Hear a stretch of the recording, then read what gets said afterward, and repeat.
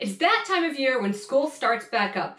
Whether you're a new student, a returning student, whether you're going for a college class in high school still, or maybe university, post-university, then I'm going to today provide you with 11 different tips to help you succeed in any class that you're taking. Hi, this is Rachele DeMeo from Belle Terre Academy.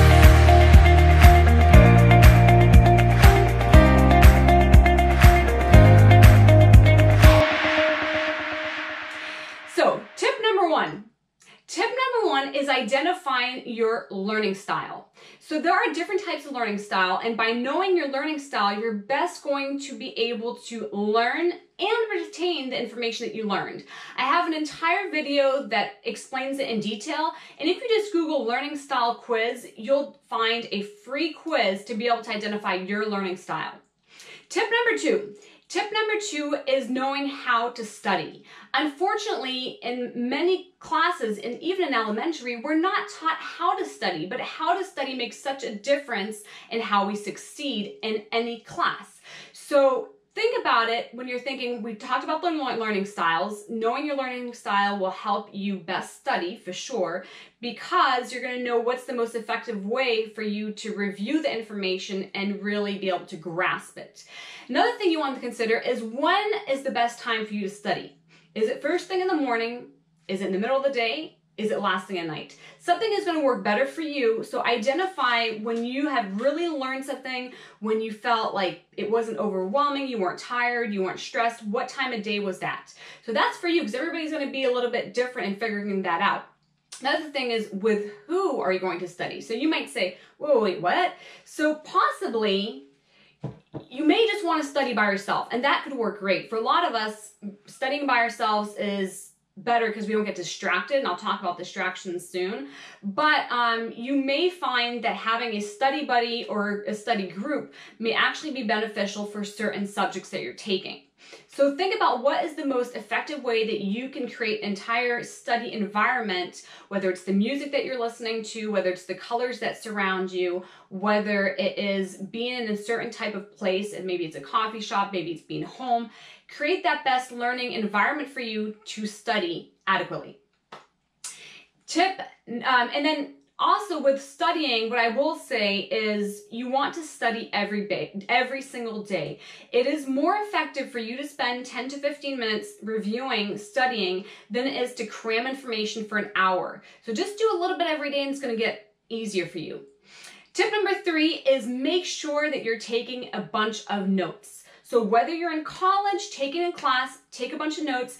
If there's a lot of information, you may want to write abbreviations, or you may want to write just little drawings or scribbles or something that helps you know what is being said. But you want to take as many notes as you possibly can, because it actually connects sides of your brain so that the information sticks instead of just listening to it.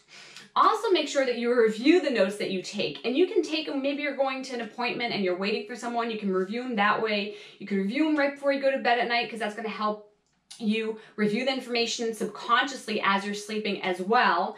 So there are different ways that you could review the notes that you've taken. It could even be something that's being read back to you. And again, a lot of it has to do with your learning style. So reviewing it is important. Also, write a map or a plan, any kind of outline before you're writing a essay, before you do pretty much any kind of assignment. I would recommend that you write a plan.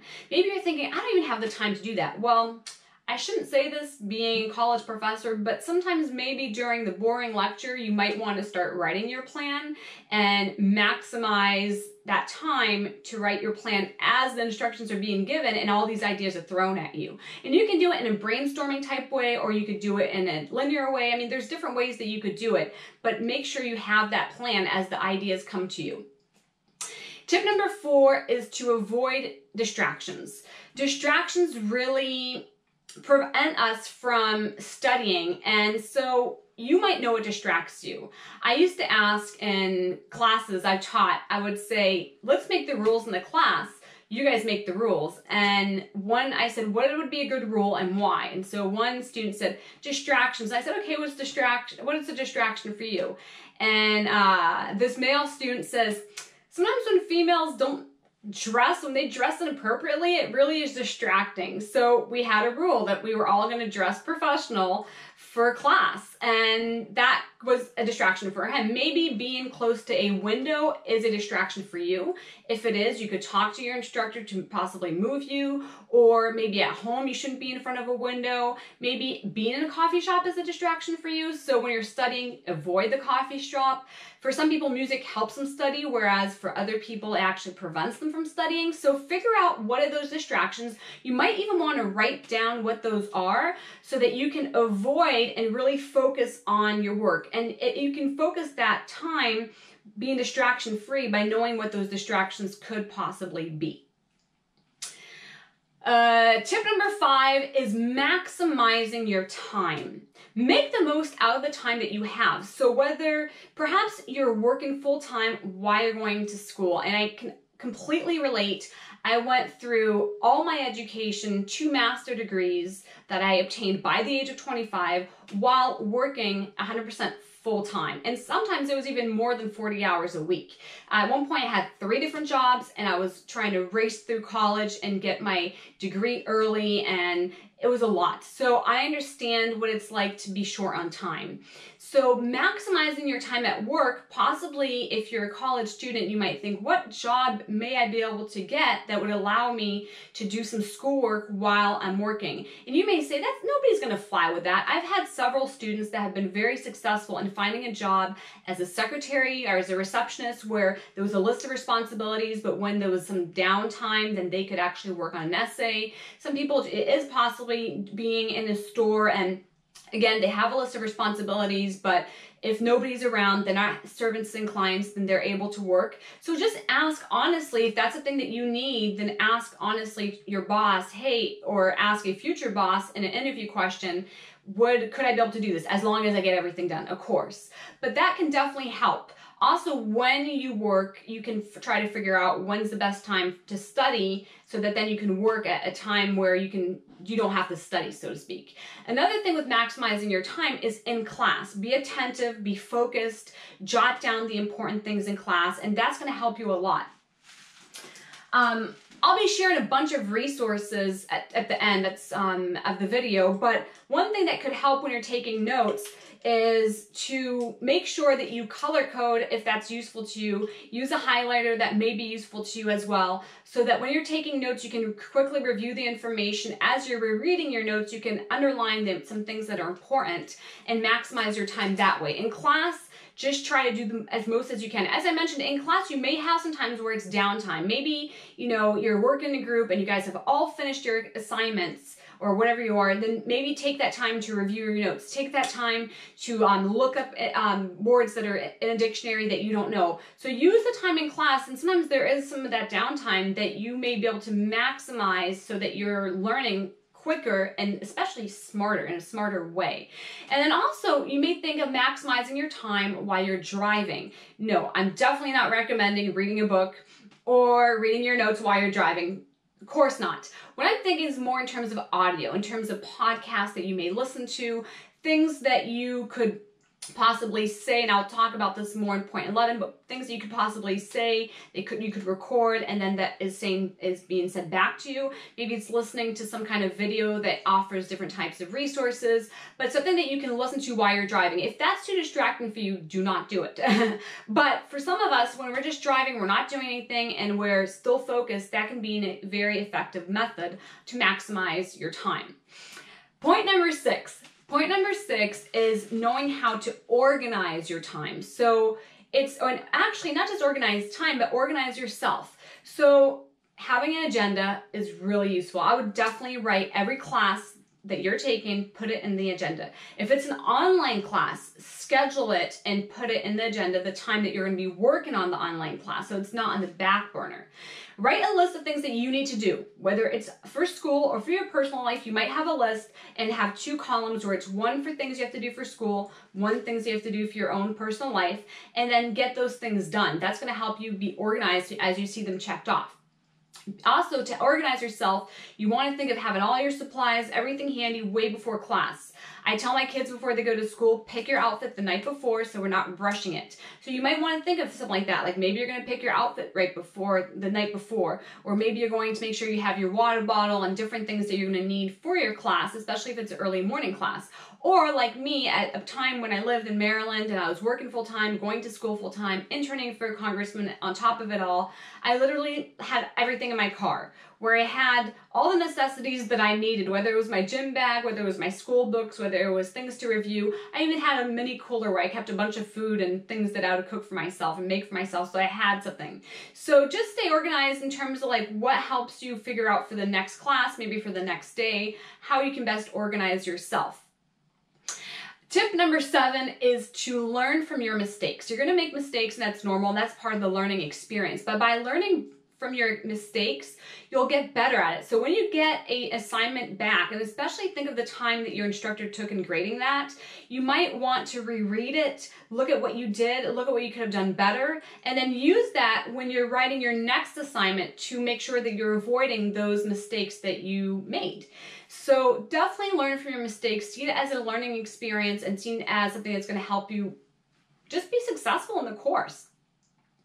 Tip number 8. Tip number 8 is being able to use the subject. You might say, this subject is so boring, I don't see any use. Well, what you may want to do is actually ask your instructor and say, hey, how am I ever going to use this? And be honest. And hopefully your instructor is going to say, point out a variety of ways that you can use that subject for your life. So I did that in college. I'll be honest, I don't like math. It's not really my strong point. Even for the baccalaureate, if I got a very high grade in math for whatever reason, could have been very subjective, but math is just not my thing. And I remember being in college and kind of rolling my eyes thinking, oh my God, how am I ever going to use this? And didn't seem very relevant. And the college professor I had was amazing. And he literally took out a checkbook in front of me and just like went like through different ways that I could use a checkbook for budgeting, for this, for that. And he made me fall in love with that math class, with his math class. I got a B. That's a little good for me. And so knowing how you can use it, I believe that you can really learn from anything and everything. So even if you feel like your class is completely useless, that it's boring, look at how you may possibly be able to use it sometime in life. I feel like things that I've learned a long time ago, whether it was history, geography, that I was like, oh, I'm probably not going to use that. Well, later on in life, I ended up using it. I'm thinking, man, had I known that, I'd have probably paid even more attention, given it more my all. So just think about that as you're taking your class so that you benefit from the class you're taking. Tip number 9 is really to relax. It can be very stressful to be in school, whether you're in high school and you're trying to think of what your future holds, whether you're in college and you're trying to work as well as maybe help out with the family, maybe you're even in grad school and that's a whole other like level of stress. Well, just make sure that you de-stress, and you can do that by breathing, by literally having certain scents, whether it's a candle, whether it's an herbal tea that you're drinking, but you can have certain scents that help you de-stress, as well as the colors around you that are going to help you. And just remember that it's not the end of the world. Nobody is going to ask you years later what grade you got. They only look at the degree. And so I definitely think that grades are important. That's not what I'm trying to say by any means, but I think that definitely don't over sweat things and learn to relax. Tip number 10 is to sleep well. Make sure that you get, what is recommended, which is about 8 hours. Some people need 6, some people need more, but get enough sleep so that you're feeling rested, especially before a test. Don't cram before a test. If you've been studying effectively, you shouldn't need to cram before the test, but you should definitely get a good night's sleep before any kind of exam. And by being prepared, by having gone to the bathroom, by having done those little things to prepare you ahead of time, that should take off the stress, and a good night's sleep is going to help you feel completely ready and refreshed for the test.